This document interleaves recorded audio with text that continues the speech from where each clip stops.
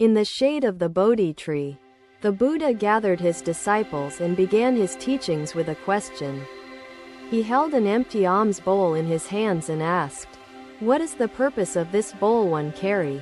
The disciples exchanged glances, unsure of how to respond to the Buddha's seemingly simple yet profound question. Ananda, ever attentive, offered an answer. "Master, the bowl is for collecting alms, to sustain your body and purpose." The Buddha nodded gently, acknowledging Ananda's words but signaled there was more to uncover about this humble vessel. He set the bowl on the ground before him and gazed at it as though it held the universe itself. "This bowl," he began, "represents something far greater than its physical form or its practical use in daily life." The disciples leaned closer, sensing that the Master was about to reveal a deeper layer of understanding and wisdom. "The bowl," the Buddha continued, "is a symbol of openness, a readiness to receive what the world offers without bias." He traced the rim of the bowl with his finger, his gesture slow and deliberate, emphasizing the significance of the moment.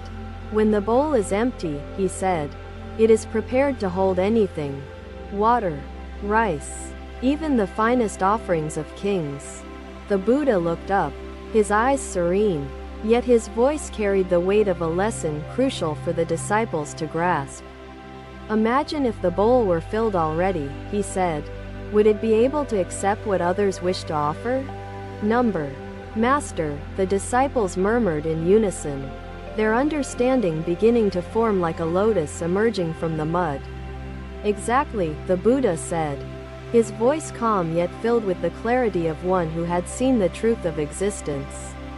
"In the same way," he explained, "your mind must be like this empty bowl, open and ready to accept new truths." The disciples nodded, some whispering to one another, marveling at the simplicity and profundity of the teaching unfolding before them. The monk asked, "Blessed One, why is it so hard to remain present? Why does my mind resist stillness and simplicity?" The Buddha replied, "The mind clings to distractions because it fears facing its own truth. Mundane tasks invite us to confront it gently."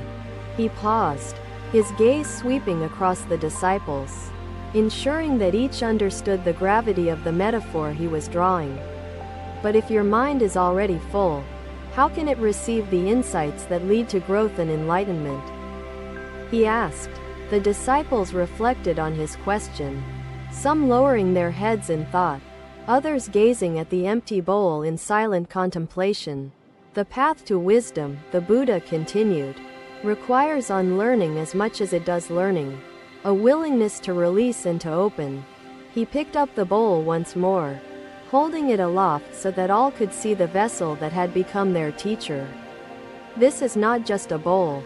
It is a guide, a reminder to approach life and challenges with openness," he said.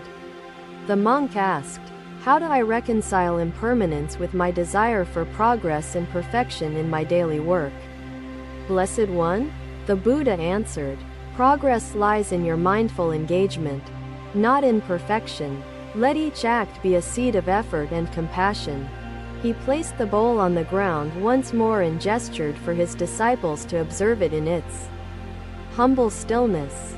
In its emptiness, the bowl demonstrates potential, an infinite capacity to be filled, shaped, and transformed, he said with reverence. "Think of your work, your ventures, your aspirations," the Buddha continued. "Are they not like bowls, vessels of potential and purpose?"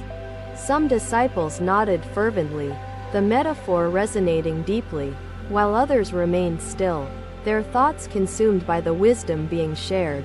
The Buddha observed, "Sweeping connects the physical and spiritual realms, reminding us that enlightenment begins in simple, ordinary acts." The monk said, "I will sweep each day with mindful intention, grateful for the chance to find peace through the mundane." "Indeed," the Buddha said, "and so it is with your mind and heart. They must be whole and pure, free from corruption." He gestured toward the earth beneath them, the place where the bowl rested. and spoke of the foundations that sustain openness. The empty bowl does not fear its emptiness, he said. It trusts that it will be filled when the time comes. He paused again, allowing his words to sink into the minds and hearts of those who had journeyed to hear his teachings. Entrepreneurs and seekers alike must cultivate such trust, the Buddha continued. Trust in the process. Trust in the journey. Trust in life. The disciples sat motionless, their attention fixed on the Buddha, who embodied the tranquility and insight of one who had awakened. Just as this bowl is guided by the hand of its carrier, he said, your purpose will guide you to fulfillment. The Buddha placed his hands on his knees, his posture upright yet relaxed, the very picture of balance and centeredness. Do not rush to fill your bowl, he advised, for haste often leads to imbalance, waste, and the loss of wisdom. The air grew still, the natural sounds of the grove muted as if the world itself were listening to the Buddha's words. Patience, he said, is not merely the absence of haste, but the presence of mindfulness, the art of being fully in the moment. His disciples exchanged looks of gratitude and understanding, realizing that they were receiving not just a teaching, but a way of life. One disciple, carrying a jar, muttered, this endless task tires me. Each day feels heavier, as if without purpose. The disciples followed suit, bowing their heads to acknowledge the teaching and the transformative potential of even the simplest objects. As the sun dipped lower in the sky, casting another day, another walk beneath the vibrant canopy of the forest, the Buddha led his disciples with tranquil steps. The air carried the scent of sandalwood, mingling with the soft rustle of leaves stirred by a gentle morning breeze. The Buddha paused before a fallen sandalwood tree, its trunk lying across the ground, and addressed the attentive disciples. Observe this tree, he said. Despite its fall, the aroma of sandalwood fills the air. Why does its fragrance linger? The disciples exchanged uncertain glances, pondering the Buddha's question, until Sariputta spoke with humility. Because its essence remains. Master. The Buddha nodded in affirmation, his gaze steady as he began to unveil a teaching woven into the fragrant wood. This tree has been cut down, he said, yet its spirit persists, offering beauty and benefit long after its life. He placed a hand gently on the fallen trunk, his movements deliberate, as though connecting with the ancient tree's essence. Life and ventures, the Buddha said, are filled with impermanence. Yet, the essence of your actions can leave a lasting legacy. The disciples drew closer, their focus sharp, seeking to grasp the meaning nestled within the Buddha's words and the tree's fate. When an entrepreneur begins a journey, he said, their aim often focuses on permanence, on buildings that withstand time and erosion. But permanence is a fleeting illusion, the Buddha continued. What truly matters is the impact you leave behind. Like this fragrance. He knelt by the sandalwood trunk, tracing the lines of its bark, as though they were maps of wisdom etched by nature. Generosity, he said, is the essence of success. It sustains others, as this tree sustains the air with its aroma. The disciples nodded, whispers among them rising and falling like waves, seeking to interpret the connection between generosity and legacy. The Buddha walked alongside, saying, your steps, though ordinary, become sacred when aligned with purpose and mindfulness. Walk with intention, and peace follows. It extends beyond the self, reaching hearts and minds across distances and time. He stood, letting the sunlight catch the golden hues of his robes as he spoke further on the power of noble actions. The tree does not resist its fall, the Buddha said, nor does it hoard its fragrance. It simply shares what it has. Entrepreneurs must learn from this tree, he continued. Even in adversity, let your virtues inspire and uplift others who follow. He gestured toward the forest, where the vibrant sandalwood trees stood tall, each one contributing to the harmony of their surroundings. Together, these trees create an environment that nourishes and protects life, teaching the value of interconnectedness and collective contribution, he said. The disciples looked out toward the forest, their understanding deepening as they pondered the silent dialogue between fallen and standing trees. Every act of generosity, the Buddha said, is like planting a seed. Though you may not see it bloom, it transforms the world. He paused, allowing his words to settle into the hearts of the disciples, their expressions reflective as they processed his teachings. The Buddha observed the change and said, "When one finds meaning in mundane tasks, they inspire others to walk the same mindful path." The disciple asked, "What if others around me dismiss the importance of mindfulness in such tasks? Seeing only labor, not lessons?" The Buddha answered, "Do not judge their perspective." The Buddha turned to the disciples, his voice kind yet firm as he posed a question that echoed across the grove. If you face failure or loss, will your actions leave behind a fragrance that brings joy and benefit to others? He asked. The Buddha said, "Just as water shapes rock through persistence, mindfulness transforms minds through steady practice and quiet influence." The disciple smiled, feeling humbled by the teaching and resolved to carry every jar with intention and gratitude. Henceforth, let your work be rooted in values that transcend personal gain, and its essence will endure. He stepped forward, placing a hand on Ananda's shoulder, as though anchoring the lesson in the connection between teacher and disciple. "Even when your ventures falter," he said, "the goodwill and virtue you plant will bloom in ways beyond your understanding." He moved toward the fallen tree again, his steps light yet deliberate, embodying the mindfulness that framed his teachings and presence. "Do not measure success in permanence," the Buddha said.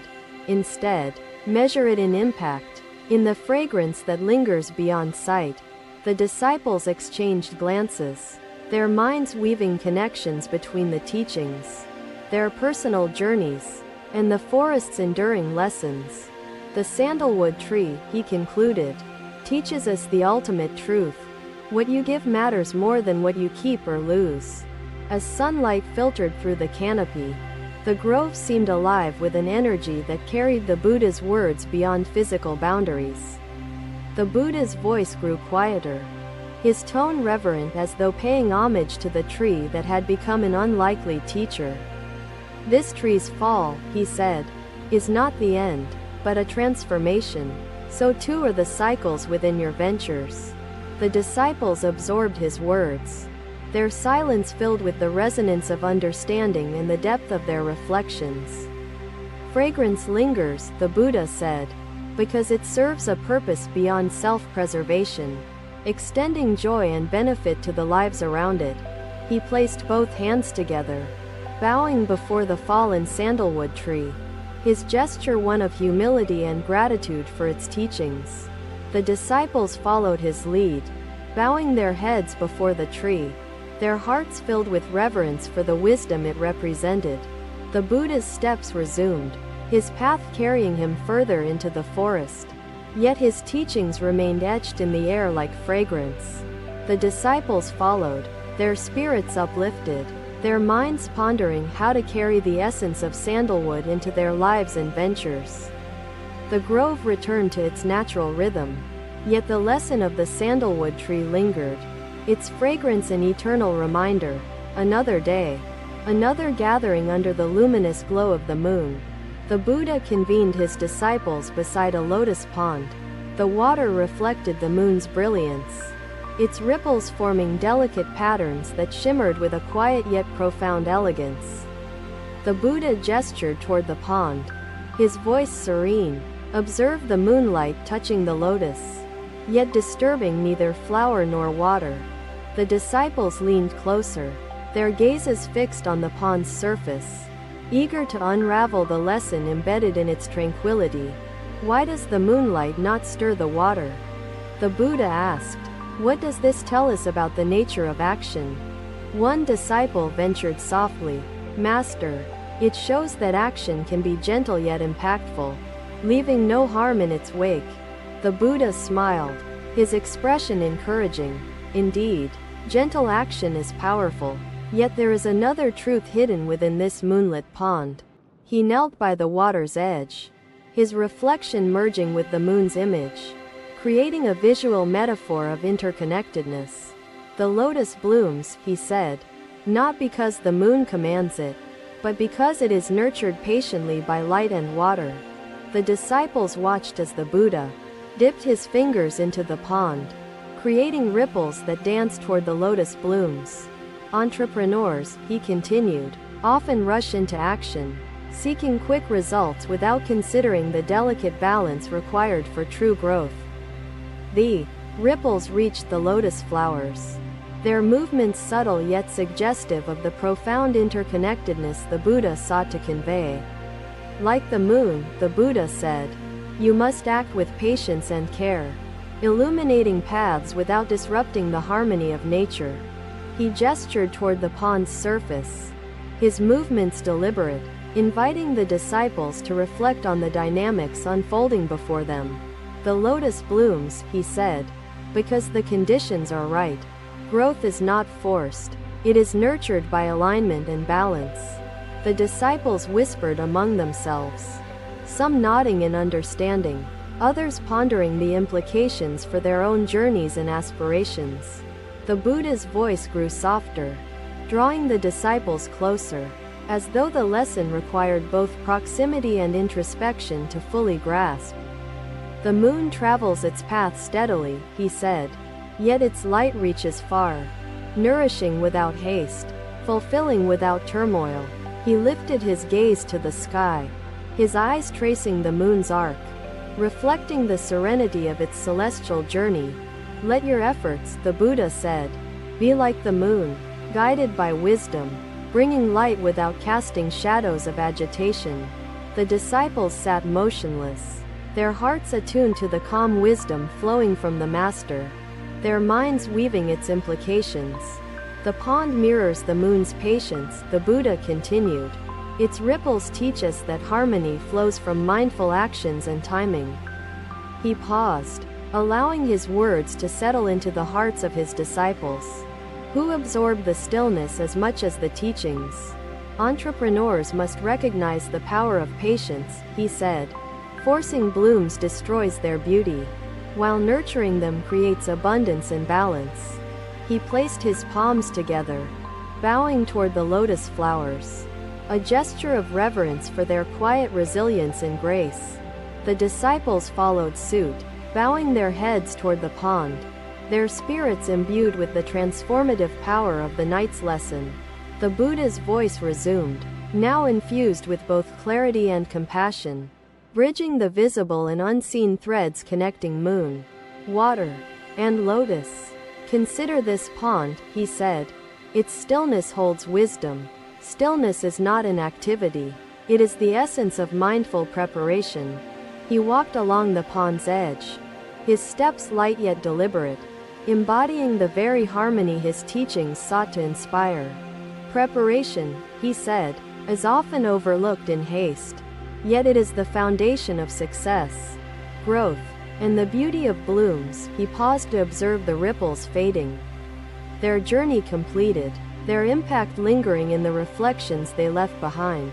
Ripples, the Buddha explained, are like actions. They spread, affecting everything in their path. Choose actions that create ripples of kindness and clarity. The disciples nodded, the metaphor resonating deeply, their expressions illuminated by the moonlight and the wisdom it mirrored. The lotus, the Buddha said, teaches us patience, balance, and the importance of nurturing both self and others in tandem. He turned to his disciples, his eyes filled with a gentle certainty that invited inquiry and reflection in equal measure. Tell me, he asked, can you illuminate paths without causing harm, as the moonlight does for the lotus and pond? The disciples hesitated, searching within themselves for answers that aligned with the profound simplicity of the Buddha's question.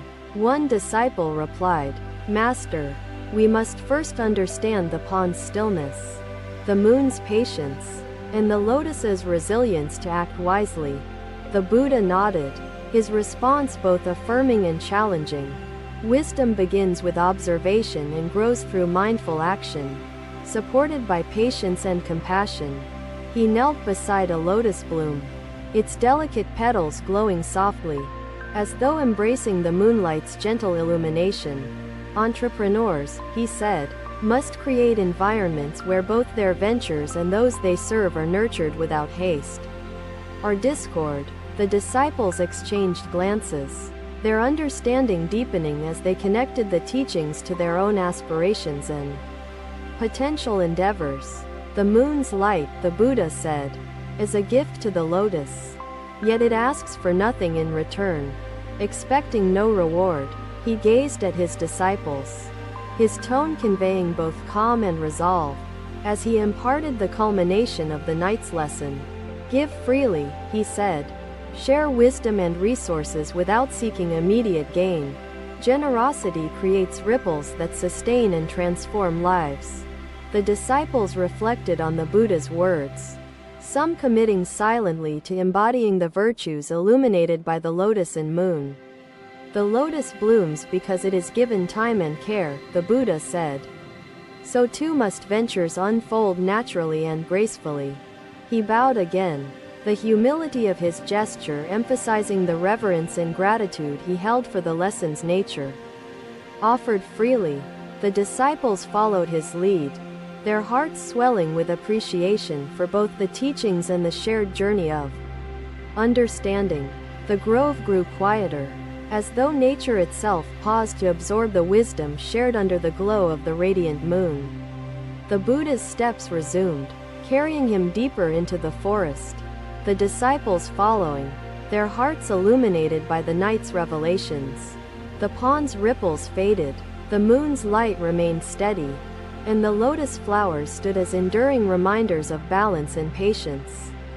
Another day would come, another teaching would emerge, but the lesson of the moon and lotus would resonate in their hearts forever. Thank you for watching. Buddha's teachings are always with you. Subscribe to our channel and we will see you in the next video.